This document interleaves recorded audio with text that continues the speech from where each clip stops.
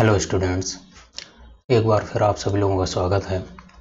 पिछले वीडियोस में हम काइंड ऑफ फंक्शन के 2 वीडियोस अपलोड कर चुके हैं। उसमें one one onto many one इस तरह के फंक्शन बाइजेक्टिव फंक्शन के बारे में देखा और उनके क्वेश्चंस को हम किस तरीके से सॉल्व करेंगे, उनके एल्गोरिथम क्या है, ताकि स्टेप बाय स्टेप आप उसको ईजिली ध्यान रख सकें और एग्ज़ाम में अच्छे से लिख सकें। फर्दर एक छोटा सा टॉपिक मेरे को समझ में आया। वैसे तो ये टॉपिक एनसीईआरटी में तो ऐसा कुछ नहीं दिया है, लेकिन एक जो आर डी शर्मा बुक में देख रहा था तो उसमें दिया था और ये इंटरेस्टिंग लगा मुझे। तो फर्दर इस पर भी थोड़ा डिस्कस करते हैं कि total number of one one function क्या होंगे और total number of many one function क्या होगा। तो चलिए देखते हैं। तो total number of one one function, अगर कोई सेट है, एक फंक्शन डिफाइन है सेट ए से सेट बी पर, ठीक है, और ए में हम मान के चल रहे हैं कि इसमें m एलिमेंट हैं, बी में मान के हम चल रहे हैं कि इसमें बी में मान के चल रहे हैं इसमें n एलिमेंट हैं, और यहाँ पे m इज़ लेस देन और इक्वल टू n है। m is less than equal to m हम क्यों लेके चल रहे हैं? क्योंकि हम वन वन फंक्शन तभी पॉसिबल होगा जब n की वैल्यू, ये हमने आपको जब वन वन पिछले वीडियोज़ में बताया था, प्लीज़ वो वीडियो जाके देख लेना कि n number of element in domain क्यों लेस देन होने चाहिए नंबर ऑफ एलिमेंट इन को डोमेन से, अगर उस फंक्शन को वन वन होना है तो अगर इस तरीके की कोई डोमेन और को डोमेन है तो इन पर वन वन फंक्शन कितने बनाए जा सकते हैं, total number of one one function from set A to set B कितने होंगे? तो वो होगा NCM। एक्चुअली यहाँ पर जो ये NCM है ना, जो आप वो पढ़े होंगे क्लास 11th में, NCR कुछ इस तरीके से उसमें हम लिखते हैं। तो उस तरीके उसको ऐसे भी लिख सकते हैं NCR, क्योंकि मैं टाइप किया तो मैं ऐसा ही लिख पाया, मुझे इस तरीके से लिखा हुआ कहीं मिला नहीं जो मैं टाइप कर सकता। तो ये एक्चुअली NCM लिखा हुआ है, NCM फैक्टोरियल M, ठीक है। तो ये हमारा total number of one one function. अब फार्मूला है, छोटा सा फार्मूला है, आप इसको लर्न कर सकते हो, लेकिन मैंने बोला ना, मैथ में लर्न करना, रटना थोड़ा सा रिस्की काम है और बोरियत भरा भी है, फिर तो आपको मैथ कभी अच्छी नहीं लगेगी। तो अब ये आया कैसे, अगर इस पर हम ध्यान देते हैं तो चलिए देखते हैं कैसे बनता है। तो एक फंक्शन एफ ए से भी हम डिफाइन किए, कोई फंक्शन है वन वन, तो वो फंक्शन कुछ इस तरीके से डिफाइन है, इसमें नंबर ऑफ एलिमेंट हमारे 3 हैं और इसमें नंबर ऑफ एलिमेंट हमारे 4 हैं, तो definitely m is less then n, इसमें m है इसमें n है, ठीक है। तो अब आपको एक वीडियोज़ हमने जब फंक्शन वाला हमने डाला था तो उसमें टोटल नंबर ऑफ फंक्शन के बारे में बताया था, थोड़ा यहाँ कन्फ्यूज मत होइएगा। सबसे पहले एक रिलेशन का वीडियो हमने डाला था तो हमने बताया था कि टोटल नंबर ऑफ रिलेशन आपके कितने बनते हैं अगर किसी सेट में m एलिमेंट हैं किसी और डोमेन में n एलिमेंट हैं, तो टोटल नंबर ऑफ रिलेशन आपके कितने आते हैं? तो आपने वहाँ सीखा था कि 2 टू पावर m है। अब इन्हीं टोटल नंबर ऑफ रिलेशन में से, ठीक है, इन्हीं टोटल नंबर ऑफ रिलेशन में से कुछ पॉइंट फंक्शन भी होते हैं, तो फंक्शन कितने होंगे? तो आपने पिछला वीडियो देखना जाके, टोटल नंबर ऑफ फंक्शन, यानी कि कुछ रिलेशन ऐसे भी होंगे जो फंक्शन भी होंगे। तो m टू पावर n वो n टू पावर m निकल के आया था। वो कैसे आया था उसमें बाकायदा मैंने बताया था। वही अब इन जो टोटल नंबर ऑफ फंक्शन में से कुछ फंक्शन ऐसे होंगे जो वन वन होंगे, ठीक है, तो वो फंक्शन कितने होंगे, ठीक है।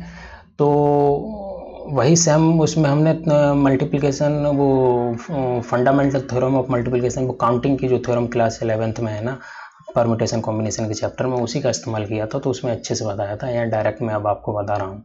तो नंबर ऑफ वेज, कितने तरीके से जो एलिमेंट जो ए है वो अपनी इमेज बना सकता है सेट बी के साथ। तो आप नोटिस करेंगे कि ये 1 के साथ भी बना सकता है, 2 के साथ भी बना सकता है, 3 के साथ भी बना सकता है और 4 के साथ भी बना सकता है। तो इस तरीके से 4 तरीके से ए अपनी इमेज बना सकता है, इनमें से 4 में से किसी एक तरीके से, ठीक है। अब चूंकि फंक्शन वन वन है, तो अगर ए ने किसी एक एलिमेंट के साथ इमेज बना ली, तो जो बी एलिमेंट होगा वो बाकी के फिर 3 एलिमेंट के साथ ही इमेज बनाएगा, क्योंकि अब वन वन रहने के लिए वो 1 के साथ तो नहीं बनाएगा, वरना फंक्शन आपका मैनी वन हो जाएगा।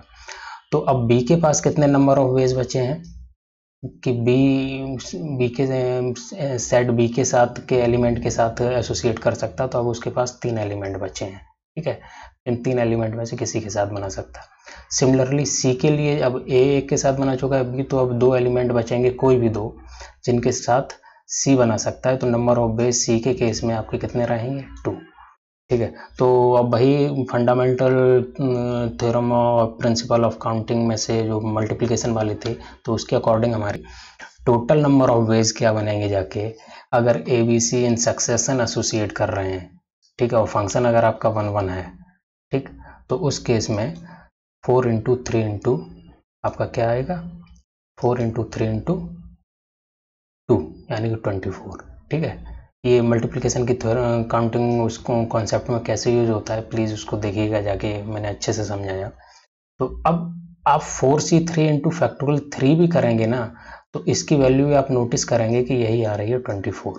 ठीक है, तो अभी जो आपको पीछे जो ये फार्मूला दे रखा है ना, NCM इंटू फैक्टोरियल m, ये तो एज ए फार्मूला दे दिया, लेकिन अगर आपको फार्मूला ध्यान नहीं रहता है तो आप इस प्रिंसिपल, इस काउंटिंग के इस प्रिंसिपल को आप ध्यान रखेंगे, मल्टीप्लिकेशन वाले कॉन्सेप्ट को, तो आप फिर भी आप आंसर निकाल सकते हैं। तो या तो आप इस फार्मूले का यूज़ करेंगे तब भी आपको 24 मिल जाएगा, नहीं तो आप ऐसे भी काउंट कर सकते हो। तो ultimately total number of function from A to B आपके कितने हैं इस फंक्शन के लिए, वो कितना आएगा, इतना आएगा। तो यहाँ से आपका ये कॉन्सेप्ट आया। अब कुछ एक ब्रेन टीजर आप लोगों के लिए, इसमें क्या है, एक क्वेश्चन आपको मैं दे रहा हूँ, एक्चुअली 2 क्वेश्चन है यहाँ पे। तो अभी आपने 1 फंक्शन निकाले कि टोटल नंबर ऑफ फंक्शन 1 कितने हैं। अब एक्चुअली आप हमें ये बता सकते हो कि जो ये फंक्शन यहाँ पे ये जो दे रखा है, एक ए से बी में डिफाइन होगा, ए के अंदर 3 एलिमेंट हैं, बी के अंदर 4 एलिमेंट हैं, कोडोमेन है, और total number of many 1 function कितने होंगे। ठीक है, और वैसे तो ब्रेन टीजर बहुत, अगर आपको कॉन्सेप्ट समझ में आ गया होगा, पिछले वीडियोस मेरे देखे होंगे, टोटल नंबर ऑफ फंक्शन देखे होंगे, अभी 1 समझाया, तो ये बहुत ही आसान है। और उसी तरीके से एक क्वेश्चन दूसरा दिया है, तो इसमें आपके total number of many 1 function कितने बनेंगे। मैनी 1, आपको फंक्शन नहीं टोटल बताना है, ना ही आपको ये बताना है 1 कितने होंगे, केवल आपको बताना है मैनी 1 फंक्शन कितने होंगे। ठीक है, तो ये 2 ब्रेन टीजर के लिए। ठीक है, तो अब आपने अगर पिछले सारे वीडियोस देखे हो तो कई सारी आपने बेसिक चीज़ें पता की होंगी। पहले आपने पता की है टोटल नंबर ऑफ रिलेशन कितने होते हैं। ठीक है, फिर आपने पता किए कि टोटल नंबर ऑफ, क्योंकि रिलेशन में से ही, इनमें से ही कुछ फंक्शन होंगे, तो टोटल नंबर ऑफ फंक्शन कितने होंगे। ठीक है, अब इन फंक्शन में से कुछ फंक्शन 1 होंगे और कुछ फंक्शन आपके मैनी 1 भी होंगे, तो टोटल नंबर ऑफ 1 फंक्शन कितने होंगे। अभी हमने आपको बताया था कुछ NCM करके फैक्टोरियल m, हालांकि ये फार्मूला बड़ा अजीब सा लग रहा है, तो आप सीधा सा भाई मल्टीप्लिकेशन नंबर ऑफ वेज वाला ये कॉन्सेप्ट लगा के आप सॉल्व कर सकते हो।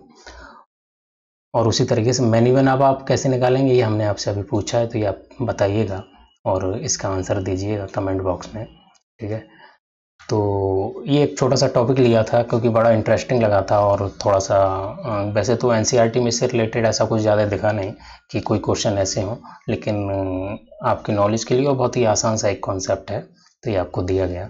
Thank you for watching this video.